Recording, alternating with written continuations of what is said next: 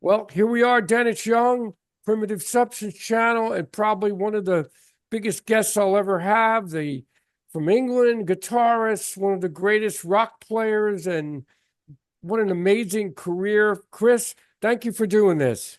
All right, pleasure to be here. Okay, great. So I wanted to ask you how you when you got started in playing guitar, what were some of your influences? Well, you've probably heard of something we had over here called skiffle. Right. The Beatles were involved in skiffle, so I'm kind of the similar generation to that. I was into that. I started playing the violin a lot earlier, when I was about 9 years old. Oh, okay. So I was kind of come from a musical background. My parents were very into classical music. They didn't like anything with a beat. They Mm, weren't into Bing Crosby or Frank Sinatra or anything like that. yeah. It was all opera.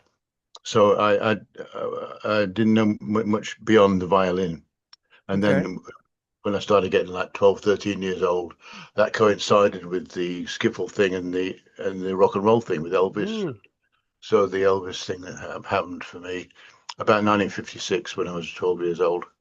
Um, so I'm a kind of a first generation rocker in that respect. Wow. Uh, Now, were you into the Shadows too? That band? yeah, Shadows were our big instrumental group, and they backed up Cliff Richard. They were one of the better of the British bands. Yeah, Now, they had a couple of good records. now were you in cover bands before you got involved with like Yeah, well, um, at school, when I was about 13 and 14, we had a group. Uh, One of the singers was in more the Cliff Richard style of singer, and then the other singer was a bit rougher. Uh, okay, he was more of an Eddie Cochran sort of voice, more sort okay. of. So we tried to cover all that stuff, and we played Shadow stuff, and yeah. So that was just we were only together about a year, but Hmm. that was about 1960. So Um, so you were playing a lot then. Did you play in like bars or clubs yet? And when you got a little we're not older? we're not we were old enough for the Yeah, bars. but I Uh, mean like when you got like 17, 18. Well, I left when I left school. I left Sheffield, which is where I was born, and moved. I moved down to London and got a job. I was only 16 years old. I got a job selling guitars in the West End of London and Oh, okay. sheet music and guitar strings and stuff like that. Well, my dad got me that because he didn't want me going down to London with no means of support, so he sort of supported me there. And I played around. I got into a jazz thing in the 60s. Hmm. But by the time the end of the 60s, I was more into wanting to do rock and roll again.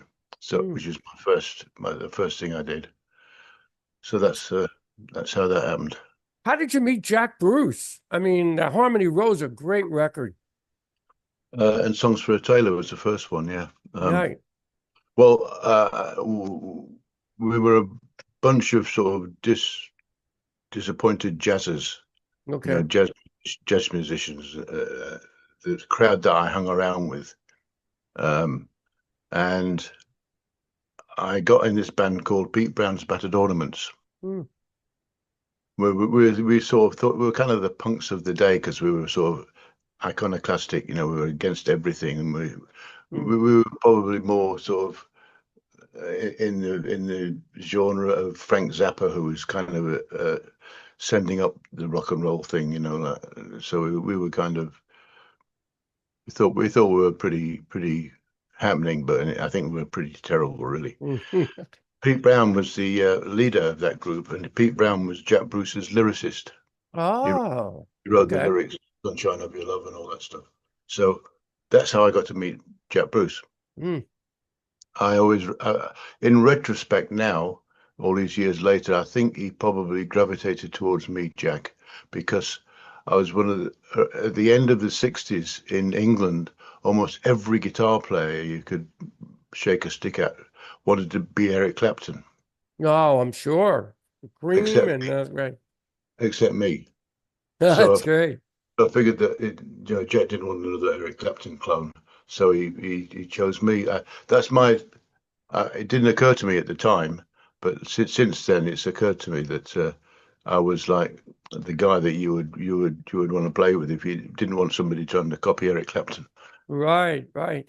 Now, did you tour with Jack at all during that Yeah. time? Yes, we toured some.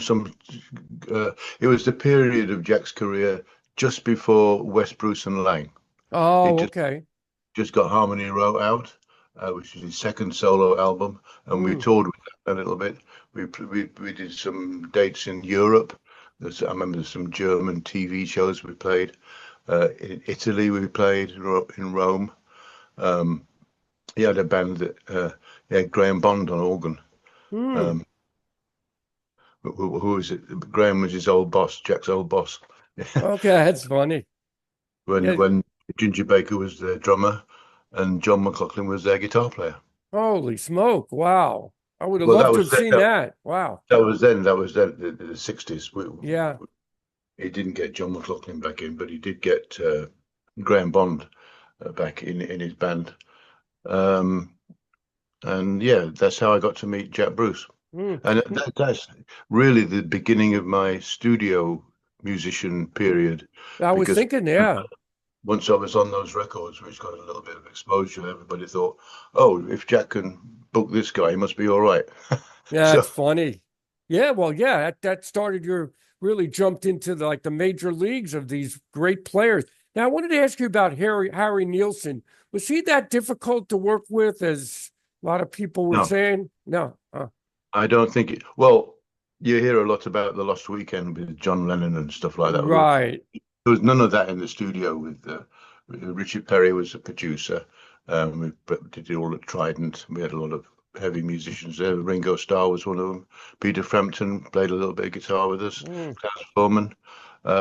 And there was an atmosphere of very intense concentration and taking everything very seriously. And mm. Harry was very, very easy to work with. When we got something that he liked, he was over the moon. And we worked hard, but we got some good results.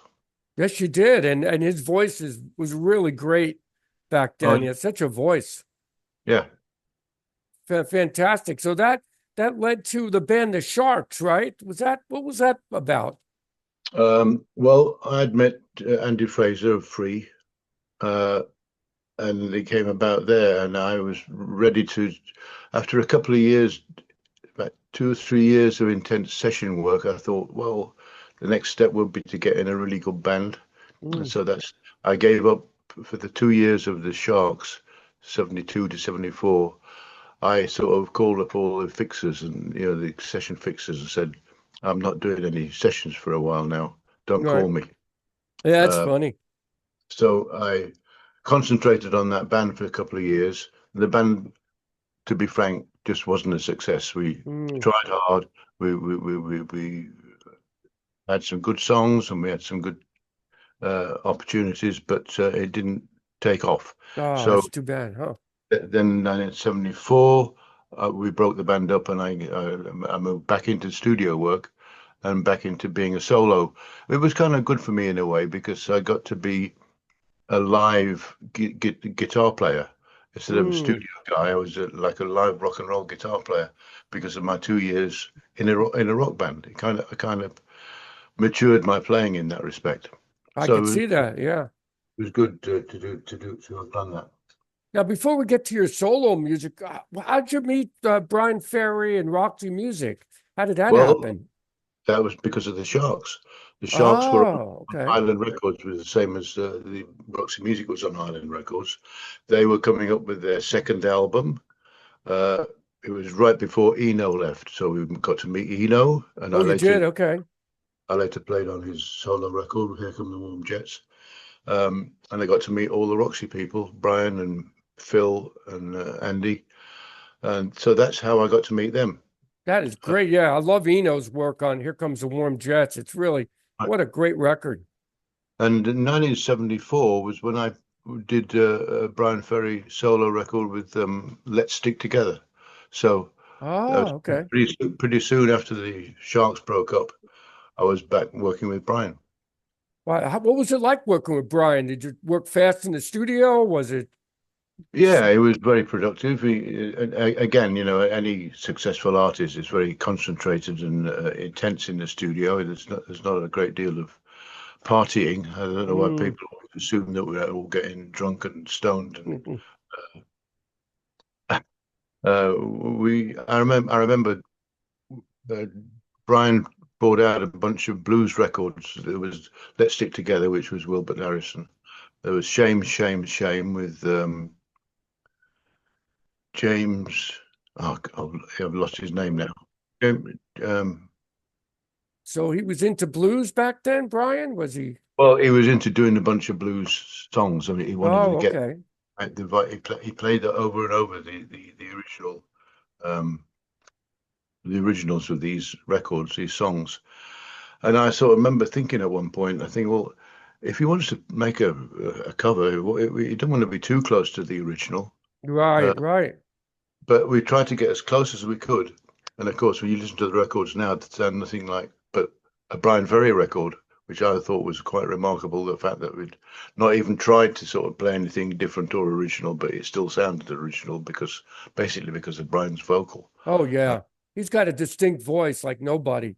You could tell yeah, right away it's Bryan. yeah. I So mean, that was quite interesting to find that there's no way we couldn't make a record that sounded like Bryan Ferry.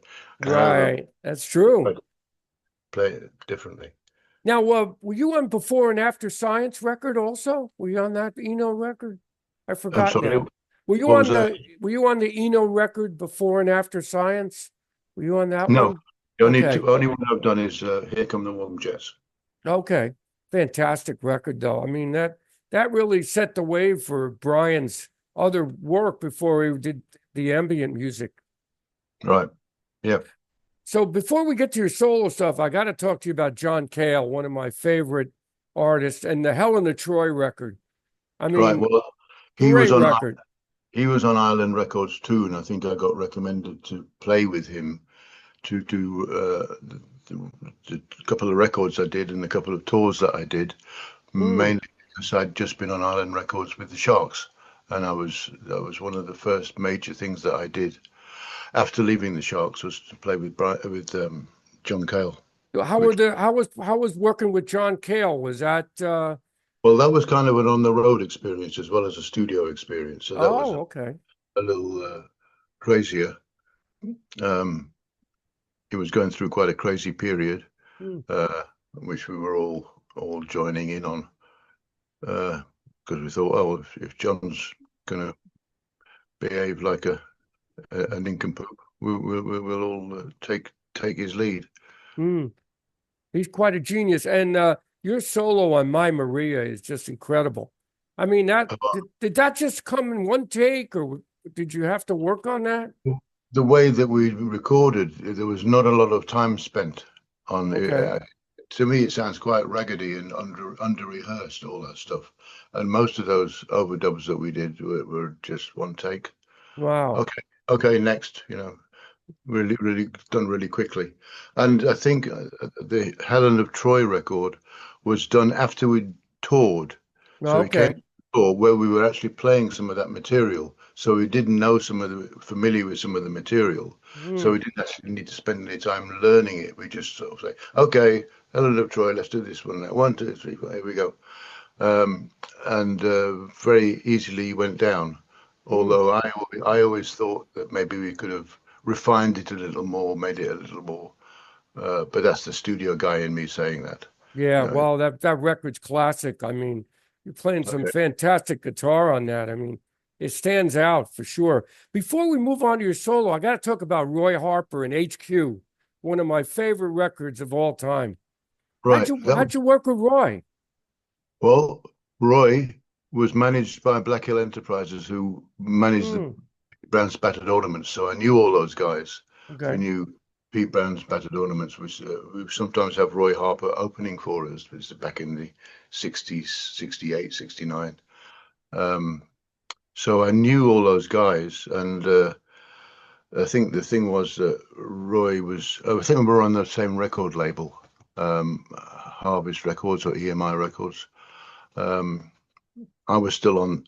I was still on doing solo records of my own Okay. on of the Battered Ornaments, because the Battered Ornaments had fizzled out and broken up and weren't interested in recording. And I thought they were nuts, because Mhm. we were able to record at Abbey Road Oh, with wow. no restrictions, where Pink Floyd recorded, where Roy Harper recorded, Hmm. and where I recorded. So we were pretty lucky there in the late 60s, early 70s. So and Roy was doing stuff with Jimmy Page. I think there was some Hmm. connection to Jimmy Page. So Right, right. Jimmy Page wanted to sort of make his folk stuff a lot heavier. And Yeah. of course, Page was preoccupied with Led Zeppelin, so the call came to me to sort of, can you come and play with Roy and make his stuff a little more like rock and roll? So that's how that happened. I love that record. It's really that stands up. It's just so good. It's interesting. The songs are good and Roy sings well. So that's all you need, really. Yeah. Right, right. And you had And Bill Bruford on that too, right? Bill Bruford's on there. yeah. That's something. Wow. So let's talk about your first solo record and motorbiking, and how did all that come about? Well, when the Battered Ornaments broke up, I inherited the record contract to deliver records. So this was in 1970 or something. Okay. And I produced a couple of solo records for Harvest, one called Backward Progression and the other called The Only Lick I Know. So I was kind of by default becoming a singer-songwriter Mm, with the Sharks. When the Sharks broke up, I sort of thought, okay, now what am I going to do? What's going to be my next move? And I had, during my session period, I'd worked with Mickey Most on a Donovan mm. Oh, okay. record called Cosmic Wheels. And I hit it off with him. And after the Sharks was over, I went back to him with well, I'm jumping the gun a bit here. Okay, sure. After the Sharks, I thought, well, it's time for a new direction. I looked at the hit parade of 1975, and I Mm, thought, well, I don't really like any of these. What if I'm going mm. to write a hit song? Why am I going to take my inspiration?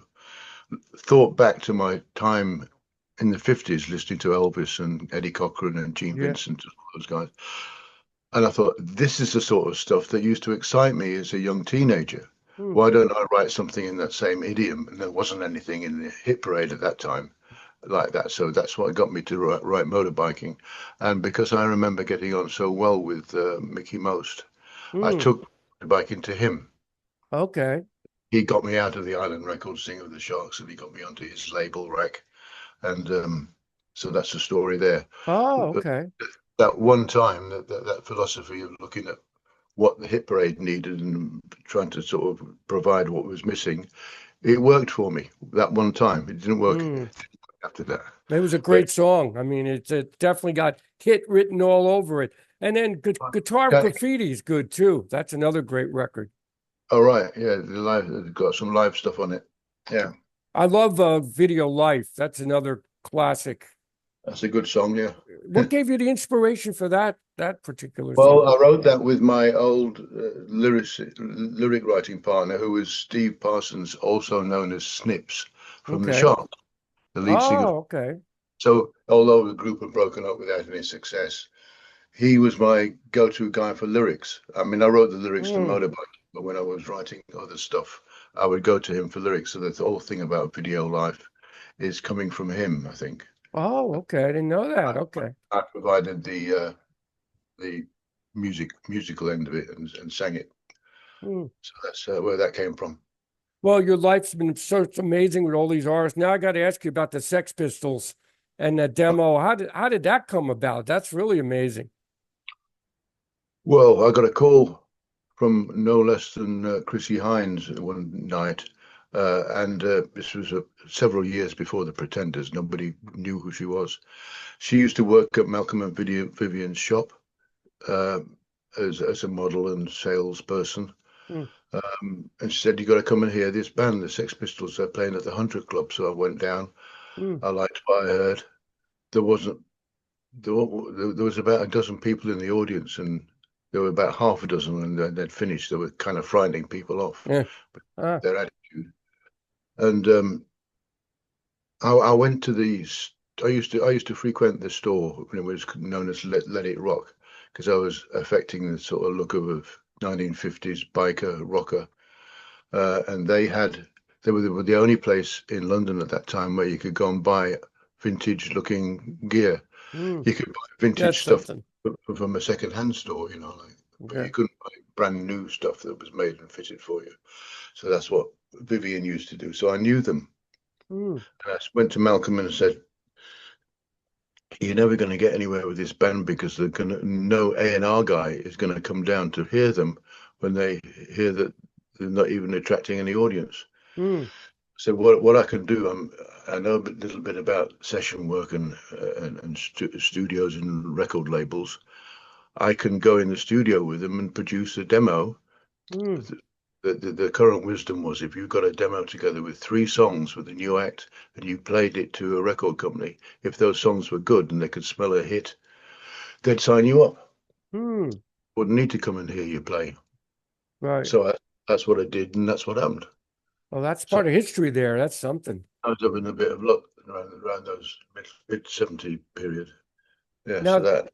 now during that same vein, you work with Nina Hagen. I mean, she's really an interesting person. Nina Hagen was after a bit later, must have been Okay. 1989, Oh, 80. it was okay. After I moved to New York. I was living in New York when that happened. Yeah. What gave you the idea to move to New York? Was it Well, we were doing a tour with Bryan Ferry. We ended up in New York. It was a world tour. We did like New Zealand and Australia, Japan, mm, and all of Europe. And we ended up doing, and I liked New York. It suited my lifestyle at the time, the city that never slept. yeah. So that suited me, and I decided to make a move because after motorbiking, I hadn't had any success with the records that I put out. Mm, Punk thing was happening, which I wasn't really. Although I'd worked with the Sex Pistols, I wasn't really in that world because mm, I was in my 30s by then, and you couldn't be a punk in your 30s. mm. Yeah. They were all like angry young men, and I wasn't Oh angry. yeah, they were. That's true. But I you was, I wasn't. I couldn't pretend to be one of them. So I sort of went my own way. So that's what I did. I decided to leave England and go mm. to New York. I know you worked with Robert Gordon. He's a really good That's how I got to musician. New York. He was doing one of my songs with Link Ray, Okay. and Mm, then Link Ray left the band, and I got a call from Richard Gutterer, his producer, saying, "Do you want to come over and record that song with Robert?" We never ended up recording the song, but I ended up joining his band and doing another world tour with Robert Gordon, and wow. ended up on on and off being with him for the next 40 years before Mm. he sadly passed away a couple of years ago. So how did you stay in New York? How long did you stay in New York for? Oh, about 14 years, and then I moved to Los Angeles. I was Oh, okay. in the United States for quite a long time, almost 30 years. Wow. I came That's back from New something. York in 19, no, 20, 26, 7, 8, somewhere around there. But when I was back working with Bryan Ferry, I came back to UK. Yeah, But you do. I Go was ahead. in America for a long time, almost 30 years, from 1978 to 2005.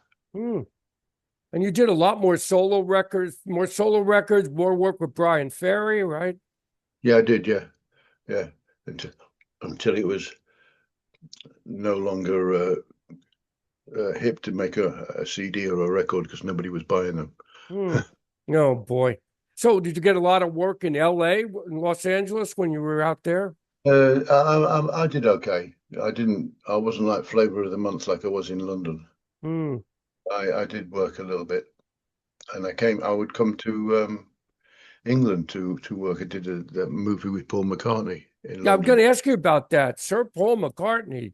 How did that happen? Phone call. That's something.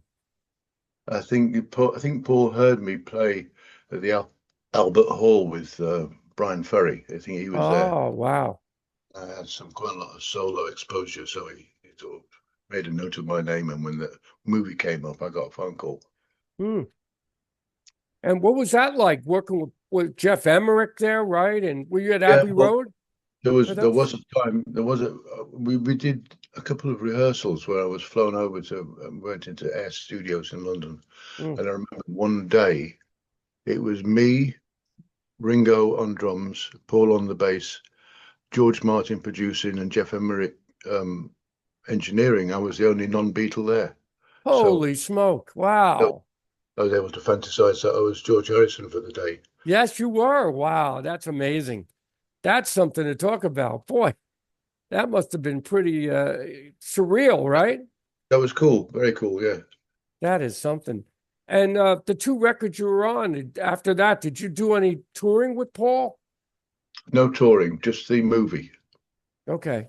and the album that came out of the movie. Tug of War, Pipes of Peace, right? The two records you worked I on? wasn't on that. I was on Bad Boy. Okay. No, I can't remember the names That's of the two. okay. I was on the tracks that were in the movie. There's a scene in the Oh, movie okay. in some kind of loft sort of That's rehearsal. amazing. And So then you did more work with Roxy Music, right? Starting 2000s, right? yeah, that was kind of what got me back to the UK because I was flying from Los Angeles, which is like an 11-hour flight. It didn't make any sense to have an 11-hour Mm, commute to work. right. So I decided to come back to the UK. The last sort of 20 years have been pretty much occupied playing with Bryan Ferry and Roxy Music. Yeah. Mm. Was Phil Manzanera still in the band when you were? Well, the first thing I did was the Roxy Music reunion tour, which was it's either 2000 or 2001. Okay. And yeah, Manzanero was in that lineup, of course, with Andy Mackay. But Mm, after that, I wasn't really involved in the Roxy stuff. I was more involved with Bryan Ferry's solo stuff. got it. So, yeah, we did a couple of albums and some touring.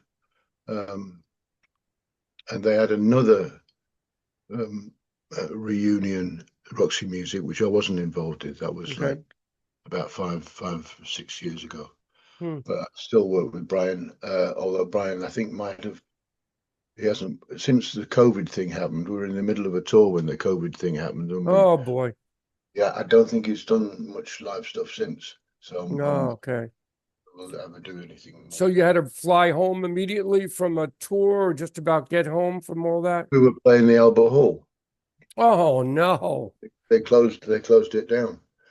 Oh, Steve Austin and Martin Short were due to play the night after us, and they had to cancel, but we didn't cancel. so you played the show. We played the show, and that was the last Bryan Ferry show that I played. Oh my gosh. 20, Wow. Well, you 2021. left on a high note anyway. Royal Albert Hall. You can't get higher than that. Not in the UK, I Yeah. don't think. Well, yeah, it's a good prestigious venue. Yes. Um, So are you still doing, you still playing with bands now? Are you still playing live? I do the odd sort of local gig here down here. I'm not living in London at the moment. I'm down on the south coast in Sussex by Okay. the beach, and we do some local things, but um, nothing that involves a national tour Right. or just local stuff. Have you thought about writing a book about all your amazing adventures? Well, there is a book that was a biography that's not an autobiography. I didn't do it. Okay. So it's called Chris Spedding, The Reluctant Guitar Hero. I got to And look for that. it's written by Kimberly Bright. Oh, There are some hard copies around, but the best way to get a copy is to go get an ebook, got it. on your Kindle. Hmm. Yes, that's a reasonable price because they're selling it's a bit of a scam. They're selling the hard copy books for like hundreds of dollars as if it's Wow. so Well, you that's don't want like, yeah, you you don't don't want want that. you want to get the ebook, which is good. That's like I spoke to John French from Captain Beefheart. His autobiography is like 600 pages. Right. And He's only got like 40 copies left. I was able to get one from him because I've interviewed him. Yeah. But I'll have Okay. to look into that because your career, it's an honor to speak to you. It's just been incredible. The Now, book is quite a lot of detail, especially details of my wives and girlfriends, because being a female author, she was oh, interested in that. I'm So sure far that day and age, right? far too much information, in my opinion. Oh boy. Is there any artist that you think of that you really enjoyed playing with over these years that really stuck Well, with you? I'd have to include Bryan Ferry and Robert Gordon, uh, Mm. and other people that you wouldn't think of, like Gilbert O'Sullivan. I did his first records. Uh, No. I was a brilliant songwriter. Um, and Harry Nilsson. Mm. And then you did Roger Daltrey, right? You did a record with Roger. I did the record with Roger Daltrey, yeah, and I did one with Elton John, Madman Across the Water. See, that's incredible. That's an amazing record. That was just one record, but one day's work. That's it? One day? Well, I think I was just on that track Okay. because it was like an orchestra conducted by Paul Buckmaster. Well, you I work really fast, Chris. I mean, had a part to read. you just get it done, you just get the parts done, maybe. And you had such a reputation, I guess, once you got in that all those people working in that I would environment. do orchestral sessions, yeah. Now, Yeah. is there any box sets or any of that coming out that you're aware of you might be I think part there's of? a box set of my work at RAC, the RAC years or the EMI years. I've got Mm, box sets like that. All the other stuff is kind of different independent companies like mm, Cleopatra from LA. Uh, okay. I did a record called Joyland 10 years ago, Mm. which had guests on it. I got Andy Fraser, Arthur Brown from Fire, Glenn Matlock, Johnny Marr played some guitar for I me. love Johnny. Oh, And fantastic. the record, the concept was for me to do various tracks and have a guest on each track. Mm. So it's called Joyland. That's the last record that I did. There's not been much interest in records since. It's been a different world. Yes, it But is. The music world has gone upside down, with so much music, AI, so many bands. It's just yeah, it's hard to be known for anything unless you're a band playing a lot and just somehow get a buzz about you. yeah, It's kind of tough. yeah. Very hard. What we all look forward to now is getting one of your songs on a TV series or a movie, Right, right. and you get the exposure. Yeah, and Uh, then you get the royalties from, the movie. They pay you in advance, right? Here's a yeah, certain amount of money or a commercial. yeah. That's what we hope for. I haven't been lucky in that respect yet. Uh, There's been you heard of the band Yellow? You ever heard of Yellow? no, I don't. Well, they had that song, Oh Yeah. It was played everywhere. I imagine the money they must have got for that. Good, yeah. So that's pretty good what they got. So now your rig, as far as your equipment, have you had a lot of guitars you went through, or what? I accumulated a lot of guitar. When us guitar players started playing, if we had a guitar and we wanted to upgrade, we would part exchange the guitar that we had for the new one, and we would still have one guitar. It seems that that's not fashionable anymore. We just like buy another guitar. Right. So we've accumulated about Mm. 15, 20 guitars. Wow. But I keep with I play a James Trussart guitar. Have you heard of James Trussart? No, no. They're metal-bodied guitars. Okay. It's like a Les Paul. It's like a Les Mm. Paul. Les Okay. Paul. I use that a lot, Mm. and I use a Stratocaster and a Telecaster, um, and a Gibson acoustic, Gibson J200. And I don't usually use pedals, and that. That's what I was going to ask you about. No pedals? I'm from the old school. Mm. Like you can get a sound without a pedal. If you rely on a pedal to get a sound, you really are very limited in getting the sound out of the guitar itself. You've got to get a guitar sound out of the guitar, not a pedal. Well, we didn't used to use them in the session days. If you wanted an effect like a chorus or a delay Right. on guitar, it would get put on later on in the process, in the Oh, post-production. right. Okay. So, like with Bryan Ferry, I use this thing called a Kemper. It's like a modeler. Okay. It'll model your guitar amplifier, and you can put all kinds of delays and Hmm. because if you play straight in the studio, straight into the amplifier with no effects, if they mix it and they put a little delay or a reverb or chorus on it, when you play live, you've got to emulate that. Hmm. Right. So, so for me, the only effects come when I need the effect because the effect has been put on the record, Right. Right. Okay.